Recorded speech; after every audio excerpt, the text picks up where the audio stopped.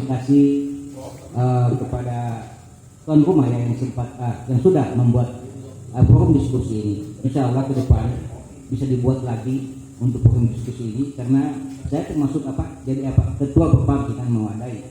Alangkah baiknya juga diundang di PDN yang lain, ada Bualemo, ada Purwato, supaya kita bisa diskusi di sini agar masyarakat tahu seperti apa PDN ini. Tak kenal maka tak sayang. Bang jago, abang jago, sorry bang jago, ampun bang jago.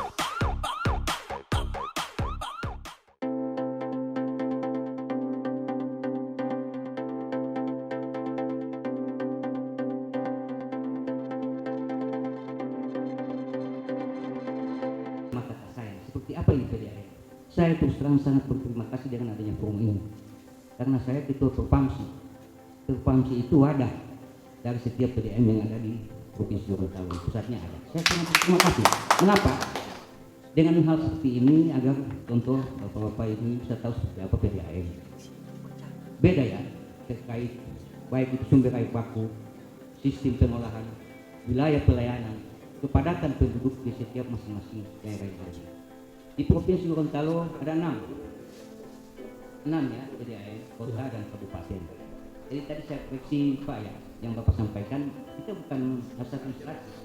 Wilayah kita terpusat, beda dengan ada di kabupaten. Terdapat unit-unit seperti itu. Kalau kita terpusat, dan kita ada 5 titik instalasi.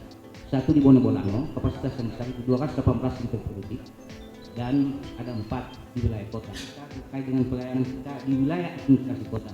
9 kecamatan, 50 kelurahan, alhamdulillah semua sudah kita lain dengan sistem perjumpaan. Total ya, kita kemudian bicara pelanggan. Total pelanggan existing 30.300. Kemudian ada yang pelanggan aktif dan non aktif. Pelanggan aktif itu 25.500-an sampai dengan tahun 2021. Jadi tadi kita bicara terkait dengan cakupan pelayanan. Cakupan pelayanan kita 54% sekian itu di wilayah administrasi kota. Itu kita bicara PDAM, kita juga namanya cakupan teknis, wilayah pelayanan teknis. Kalau PDAM kota ada seperti itu karena masih ada sebagian layanan kita yang ada di kabupaten sebelah, seperti itu Pak. Kemudian terkait dengan yang Bapak tanyakan tadi ya, pengelolaan keuangan. Sekarang kita tertarik sekali saya dengan judul dari tema ini ya. Puluhan miliar penyertaan modal. PDAM tak pernah beruntung. Alhamdulillah PDAM kota sudah beruntung. Sudah punya laba sekian tahun, malah kita pernah terbebani dengan pinjaman P3KT di tahun 91. Itu pinjaman 3,5 miliar saja itu di wilayah Indonesia Timur. Satu saja PDAM tidak jadi pinjam, batal. Akhirnya kita pinjam hanya 3,5 miliar. Tapi waktu itu konsultan yang membuat FS-nya khayalnya terlalu tinggi. Dia tidak memperhitungkan faktor-faktor non teknis, contoh pergantian kepala daerah. Itu sangat mempengaruhi karena kehidupan PDAM ini pelanggan dan tarif seperti itu. Akhirnya cukup lama kita Pak terbebani dengan utang. Alhamdulillah Pak Yusuf Kala ada, sehingga di tahun 2008 ada namanya cut off date.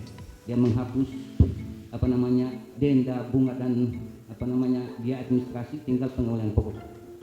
Di 2008 Pak kita penyesuaian tarif, kita kondisi sehat, sudah sehat waktu itu sampai kita bisa membayar sisa hutang kita ke pemerintah pusat.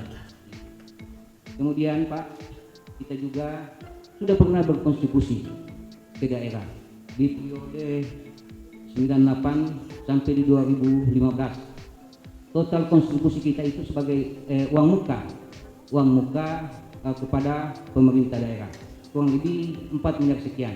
Itu terakhir sampai 2015. Dengan adanya edaran dari Menteri Dalam Negeri tahun 2009 di mana PDAM dengan cakupan wilayah pelayanan belum 80% tidak diwajibkan, tetapi sebenarnya boleh kalau PDAM itu sehat. Itu. Kemudian Pak terkait dengan penyertaan modal.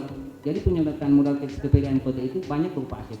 Sampai dengan tahun 2021 kurang lebih 62 miliar itu total aset dibangun yang dari tahun 80-an, baik itu APBD provinsi, APBD 2. Di luar investasi PDAM kota sudah pernah membangun instalasi pengolahan air kurang lebih 10 miliar di tahun 2016. Itu dana murni PDAM, itu Pak. Kemudian terkait hibah, nah hibah tadi banyak dipermasalahkan. Itu kan Pak, apa namanya, hibah terkait untuk pemasangannya gratis. Itu program pemerintah pusat, bukan program PDM di tiap-tiap daerah. Itu pemerintah pusat menawarkan ke kita. Jadi misalnya kalau kita masih pertama kali ikut, satu sambungan itu dihargai 2 juta ya, pertama kali ikut. Jadi PDAM kota sudah 2 kali ikut, di 2019 dan 2021. Di 2019 itu 1000 unit, jadi 2 miliar. Kemudian di 2021 1000, jadi sudah nilainya sudah satu sambungan 3 juta. Jadi total ya hibah seperti itu dari pemerintah kota ke PDAM baru 5 miliar. Yang lainnya asik Pak, seperti itu. Tidak dana segala. Jadi fungsinya. Kemudian terkait apa namanya, bagaimana manajemen yang kita gunakan ya. Kalau kita menggunakan billing system yang apa namanya dibuat oleh BPKP, kemudian kita juga menggunakan geografi informasi sistem. Saya duduk di belakangnya, saya tahu persis kondisi yang ada terkait pelanggan, terkait doi yang masuk, yang keluar, saya tahu. Kita menggunakan seperti itu. Kemudian Pak, terkait dengan audit kinerja yang tadi Pak Umar singgung, kita setiap tahun ada audit BPKP loh, terkait kinerja.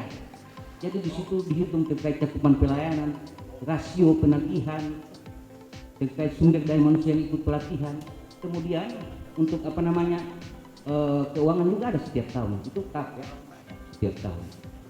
Jadi Bapak Ibu yang saya hormati, terkait kondisi ya PDAM Kota Gorontalo, alhamdulillah saya dilantik di akhir 2020, kita sudah laba 2020, kemarin juga 2021 alhamdulillah laba. Dan saya PDAM ya, saya dan kalian berarti mengucapkan ya sangat berterima kasih kepada Pak Wali. Mengapa saya? Karena beliau mensupport PDAM Kota Gorontalo untuk apa namanya, membangun infrastruktur kurang lebih 100 miliar Pak. Jadi gini Pak, saya sempat ditanyakan kok besar sekali support ini ya. Jadi itu saya jawab, harusnya PDAM di usia 30 tahun bisa membangun lebih dari yang ada, tapi kenyataan PDAM tidak mampu membangun seperti itu. Alhamdulillah ada kepala daerah yang sangat memperhatikan ya terkait dengan kebutuhan dasar manusia.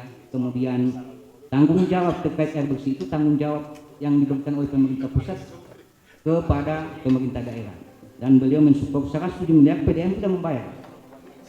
Itu pinjaman pemerintah kota, kita dana pen, jadi kita di bahkan asetnya seperti itu Pak. Berapa tarif? Tarif, jadi ini tarifnya dulu kita tarif yang pusat ya, Permendagri 71. Jadi itu dihitung terkait apa namanya, apa biaya-biaya yang dikumpulkan untuk mengelola 1 meter kubik air. Jadi kalau kita Bapak Ibu juga harus tahu terkait klasifikasi di PDAM. Ada rumah tangga A, itu MDR yang masyarakat berpenghasilan rendah. Kemudian rumah tangga B, rumah tangga C, kemudian niaga dan industri. Kalau kita menghitung tarif, berarti kita menghitung tarif untuk rumah tangga itu pelanggan domestik. Nah, itu juga dibedakan Pak, pelanggan domestik dan non domestik. Kalau domestik itu pelanggan rumah tangga. Kalau non domestik itu pelanggan tempat-tempat usaha yang tidak menetap di situ, di sewaktu-waktu. Jadi dasar peruntungan tarif itu diambil dari untuk sambungan rumah tangga. Tarif rata-rata kita saat ini Pak 7.000 sekian. Kemudian harga pokok produksi kurang lebih 6 ribuan, kita ada margin kurang lebih 300, dan kita sudah full cost recovery, sudah mampu menutup biaya operasi dan sudah ada lebih sedikit. Itu Pak. Nah, saya tambahin juga Pak. Ya. Saat ini juga sudah ada aturan yang baru terkait dengan tarif. Jadi jangan tarif di setiap apa namanya PDAM di seluruh Indonesia sudah ada pergubnya. Jadi ada sudut tarif batas atas dan batas bawah. Kalau yang tahun 2021 kemarin batas atas untuk kota beda Pak, jadi kabupaten beda sama kota juga beda, 11.000 sekian. Kalau di kota 11.000 sekian tarif batas atas bawah, tarif batas bawah 7 ribuan. Kita masih di bawah sedikit. Insya Allah saya akan penyesuaian tarif terserah seperti apa penerimaan Bapak Ibu. Terima kasih. Di 2021 itu berapa profitnya? Itu deh. Jadi 2021 tahun kemarin ya. Jadi kita apa namanya laba bersih, laba sebelum pajak kurang lebih 1,7 miliar. Tapi pajak ya. Setelah itu jadi laba bersih kurang lebih 400-an juta. Kalau tahun sebelumnya 300-an juta gitu. Malah kita sempat laba kurang lebih 1,7 miliar setelah potong pajak gitu Pak. Baik.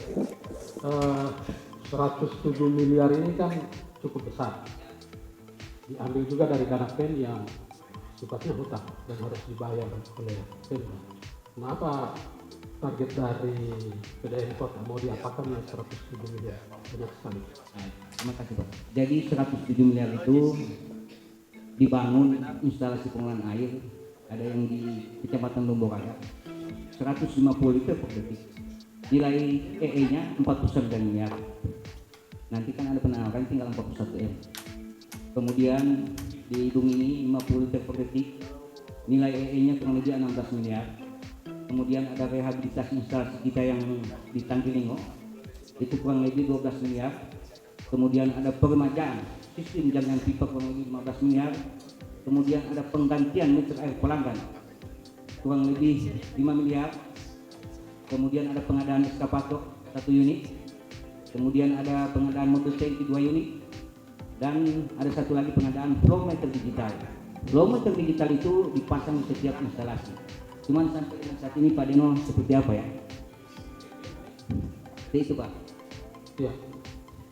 Jadi kalau itu terlaksana, proyek-proyek terlaksana, berarti PDAM Kota bukan hanya 1,7, harus bisa sampai 5 miliar PDAM. Seperti itu. Jadi target ya, target saya di akhir ya. Atau Bapak punya target lebih dari 5 miliar lagi? Insya Allah. Dan itu bukan hal yang tidak mungkin. Ya, bagaimana caranya? Jadi Jadikan dia mungkin. kita ambil lah. Jumlah penduduk kota saat ini kurang lebih 200.000 ya Pak Musim. Ya. Satu kakak, asumsi satu kakak 3 sampai 4 jiwa. Ketika kita menghitung 100% berarti ada kurang lebih 60.000 kakak ya Pak Doni. Target kita 80%, kurang lebih 40.000 pelanggan. Tapi pelanggan aktif loh Pak. Gitu. Jadi saat ini jumlah pelanggan total Pak kurang lebih 30.300 sekian. Masih ada kurang lebih 4.000 yang tidak aktif. Jadi yang aktif hanya 25.000 sekian. Dan itu yang akan kita kejar. Cakupan 80% seperti apa? Ada strategi yang akan kita lakukan. Satu, ketika instalasi kita yang di Kecamatan Lomboraya di Kelurahan Batu selesai itu 150 liter per detik, itu mampu melayani kurang lebih 10.000 pelanggan dengan debit dan tekanan yang oke. Karena dekat dengan wilayah kota. Itu Pak. Baik.